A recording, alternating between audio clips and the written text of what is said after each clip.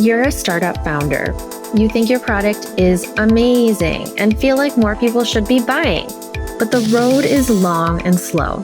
It feels like you're stuck. There's always one thing I ask startup founders. Have you talked to your customers? They almost always say, heck yes, we talk to our customers all the time. But what I find is they're either selling or trying to improve their product. These are not customer-focused conversations. If we can get curious about our customers, then we can uncover critical insights that will help us build to the next round. I'm Anna Firmenov, and welcome to Building with Buyers, a show about startup growth where I'll explore how customers help startups build to the next round. Hey listener, a bit of backstory here. I reached out to Denny on Growth Mentor as a mentee. I've been doing that for both AI learnings and customer marketing learnings to be able to just ask questions and hear from more experienced folks. And so Denny was a good match because I wanted to ask him some questions I've had for a while around customer marketing and customer advocacy. Yes, most people agree that understanding customer needs can transform product development. But what's often overlooked is how customer advocates can significantly influence your market success. Denny is head of product marketing at Puzzle. Prior, he led marketing leadership roles at Minerva, Kajabi, Unbounce, and Wealthbar, which was acquired in 2018. Our conversation was just too good not to include on the show. I hope you enjoy. I see how companies just get their customer and then move on and forget about their customers, and especially early stage startups that are supposed to really pay attention, like who trusted you, who bought the product, what is it about that makes them unique, and how has the product transformed their work. That's the work that I do. I do customer research and pull out insights for positioning, messaging, go-to-market strategy, et cetera. Yeah. I think a lot of conversations around customers and talking to customers is product people. Of course, we're talking to customers. Yeah. We're talking to customers about the product. Do you like it? What do you not like it? What should we change about it? Blah, blah, blah. But those are not customer-focused conversations. They're product-focused conversations. And so I'm trying to bring to light how important it is to be close to your customer on that level, not the product level. I think product is important too, of course, right? I'm a product marketer at heart, but there's something about customers and like not using them enough for growth efforts and for customer marketing, for ecosystem marketing. Like they're part of this. They're really important and they will say yes, but you just have to ask and you have to have like a system, a process that you're using. So I'm just trying to learn, really. Like there are no set questions. I'd love to hear your experience, what you know about this space. Sure. Sounds great. So if I understand correctly, kind of the hypothesis that you're going for a little bit is we're not leveraging customers enough, particularly on the go-to-market side, on the marketing side, right? So correct. Like I have clients right now and I'm like, you haven't talked to these customer super fans for 30, 45 minutes? Like, what is wrong with you? Like, you don't know anything. You don't know their buyer journey. You don't know how they're their champions. Who are they sharing you guys? What are they saying about you? Like, all of this is critical. But companies don't do this work because it's like a waste of time. Go ahead. Yeah, that's totally fair. Okay, so I think I understand what you're going for. Maybe I can share an anecdote that I think cements a little bit of like my initial thinking around customer advocacy and building programs around that. Maybe two anecdotes, probably. So the first anecdote, when I was quite a bit younger, I had a mentor and he worked at EA. He was one of their marketing execs.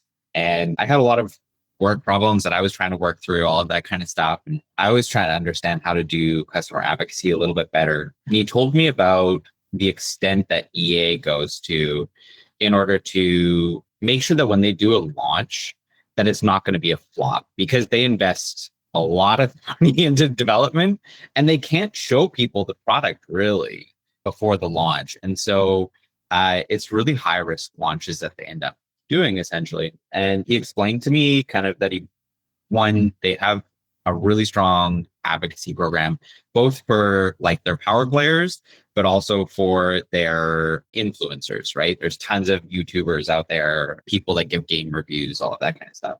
And before they do a big launch, they'll usually fly everybody in, all expenses paid for a big party. And it's a preview party essentially is what it is. And they use that to gather customer feedback, not only on the product, but essentially start to see the idea of like, what is the narrative of how we're going to build advocacy around this?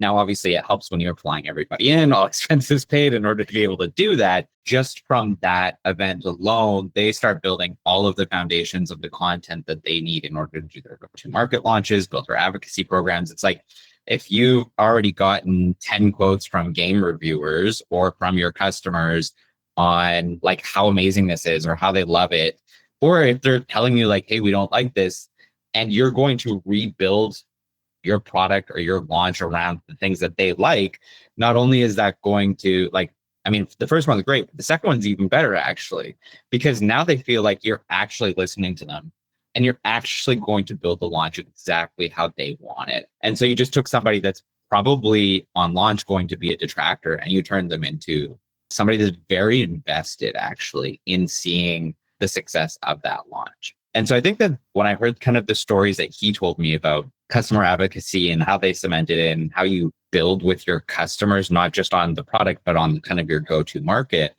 it really started cementing how important that is for successful launches and for ensuring that you have kind of like that initial kind of social proof that you can go to market with. So when I was at a company called Wealthbar, which was Canada's first robo-advisor up here, it's very similar to Wealthfront in the States.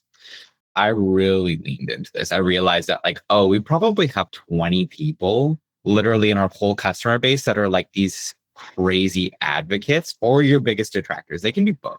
There's something about some people that just want to be active in some way, right? They're not the neutral people that would be like, it's fine. Yeah, totally. Right. And I was very curious to know like who were these people and what's important to them, what's not important to them. And it turns out that that was absolutely the case. I think with any product, when you're doing a launch, there's kind of like a small group of people that are like rabidly waiting for this thing.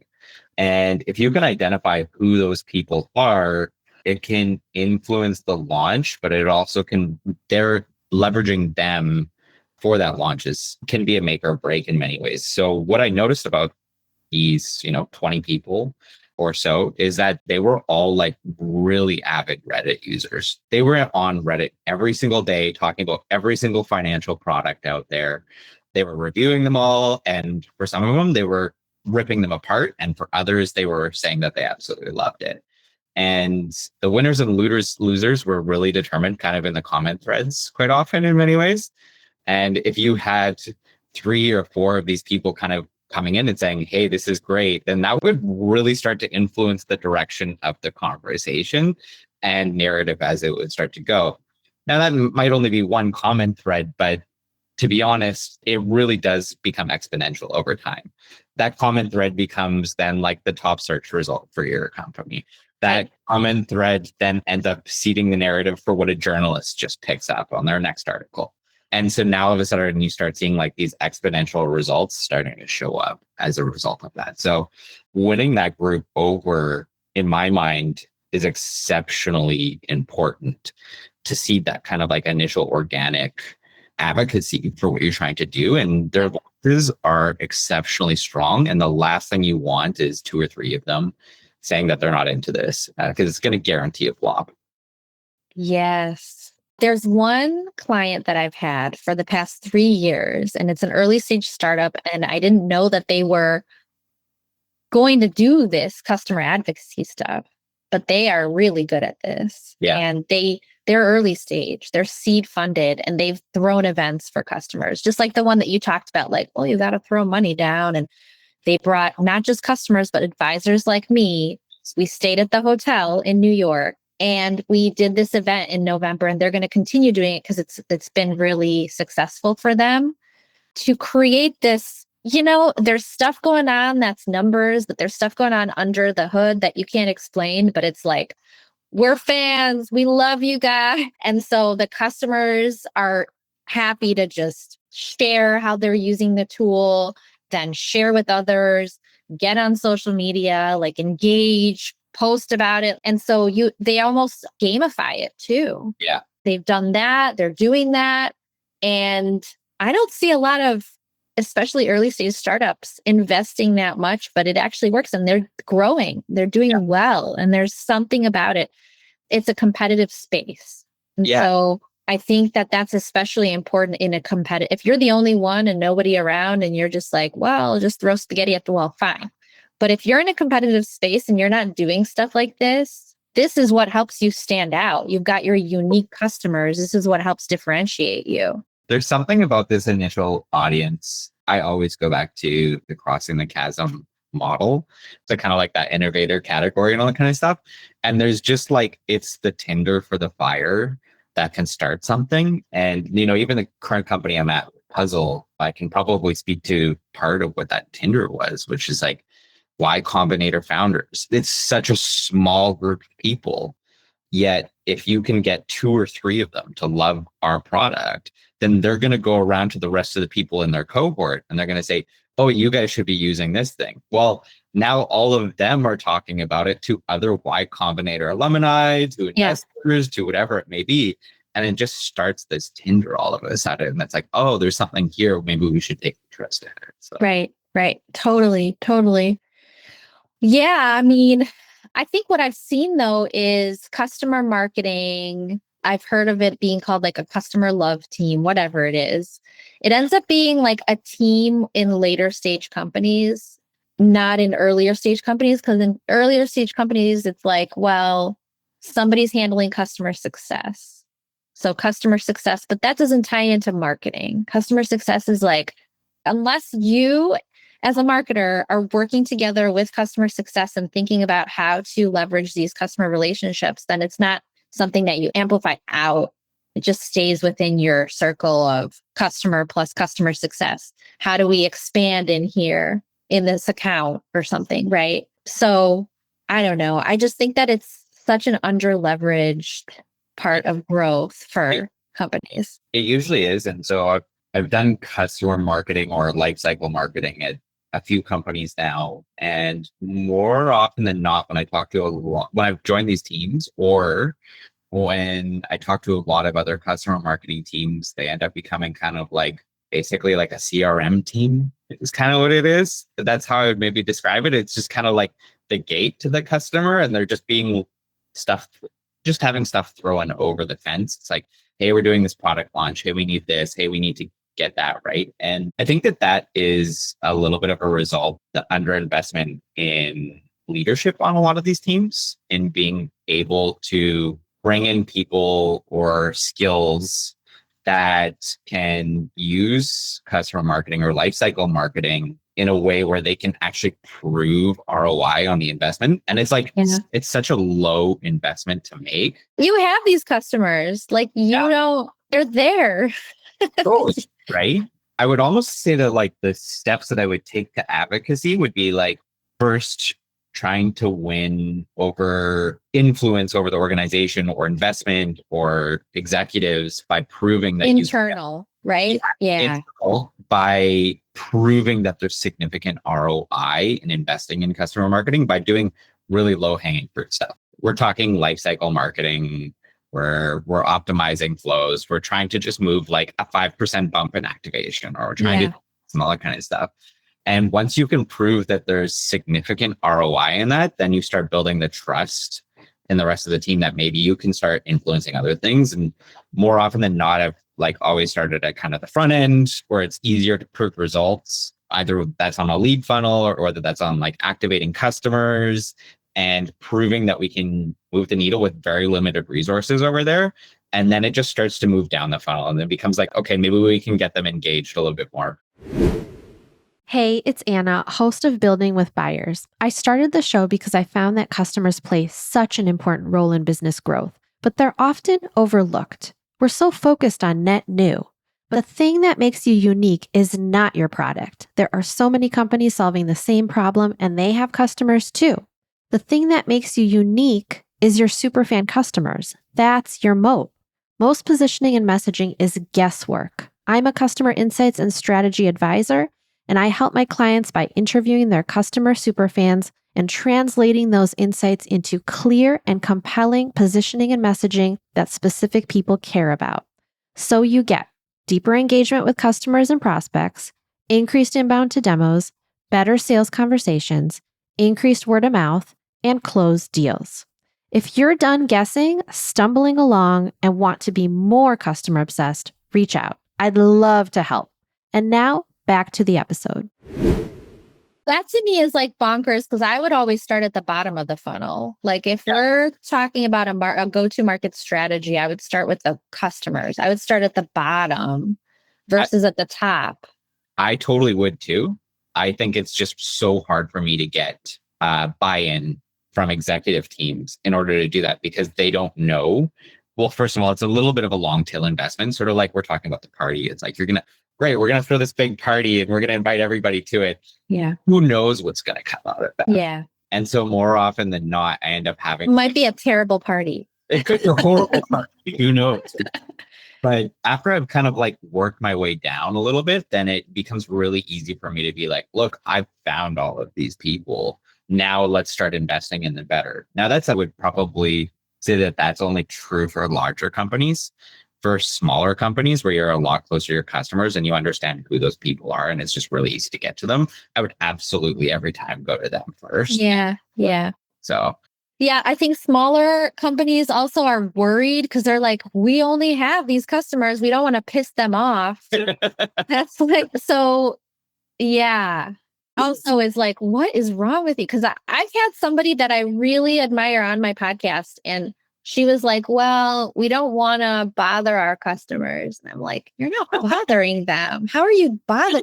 People want to talk about how amazing they're doing now that they have access to something and people want to like be shown as a hero. People want, but for whatever reason, it's like, no, we shouldn't. We don't want to bother them. You're not bothering them.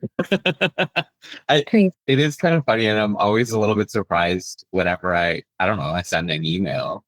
And as long as we're making sure that there's value in that email that we're sending, like how many customers come back and they're like, oh, this is amazing. We love it. Yeah.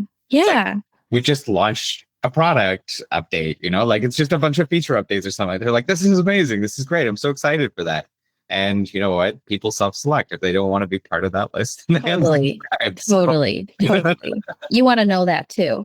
Yeah. I don't know. I think like when you started talking about how would you start with customer advocacy program and you said like internally there needs to be buy-in. Yeah. But then after that, what would you do to start creating a like customer advocacy program? What would you recommend as like, I always like to think about scrappy, not overly complicated. I think people overcomplicate marketing, customer marketing. But what would you say is like the simplest way to create that customer advocacy program? Well, I think by far the easiest way possible is to just create like a advocacy board, not even a board of customers, Customer advisory board, something like that. That's exactly where I would start. And I would try and make those people the loudest voices of their customer base. That's not necessarily like always going to make for the best product feedback all the time if you're using it for that. But I do think that like if you can have your loudest customers feel like they have a voice in building what you're building and how you're building it, then they're going to become advocates for you. Yeah. And I mean, you just burn them along the way, but right. The other thing that I think we didn't know we were doing this, but at the startup I worked at in 2019, what we did was we had that customer advisory board. And then the people that were on it, we also flew them out to conferences to speak about a topic and we'd be part of that conversation. Right. And they were people that other ICPs looked up to. So that's part of customer advocacy. You have that board, then you also bring them into these events or conferences where they speak and they're more admired and more respected. And it's not that startup that's saying like, you should use us, but it's that guy that's a thought leader in this space. I think that that's spot on, which is like you create this advocacy board and you identify opportunities to make the people on your board look great. Yeah. Is what it is. However, that is, find ways to promote their businesses and their brands and definitely incorporate their feedback into what you're building. And then all of a sudden you don't have a customer, you have a partner, is what it is. Right. Exactly. Yeah. Exactly. I love that. Thank you so much, Denny. Yeah. No, Appreciate that. thanks for booking in. Nice to meet you, Anna. Thanks for listening to this episode of Building with Buyers. New episodes drop weekly, so make sure you're following wherever you get your podcasts. You can find me on LinkedIn, Anna Furmanov. Visit my website to learn more about how to turn customer insights into positioning and messaging your buyers will understand. FurmanovMarketing.com. And don't forget to leave a review if you're loving the show.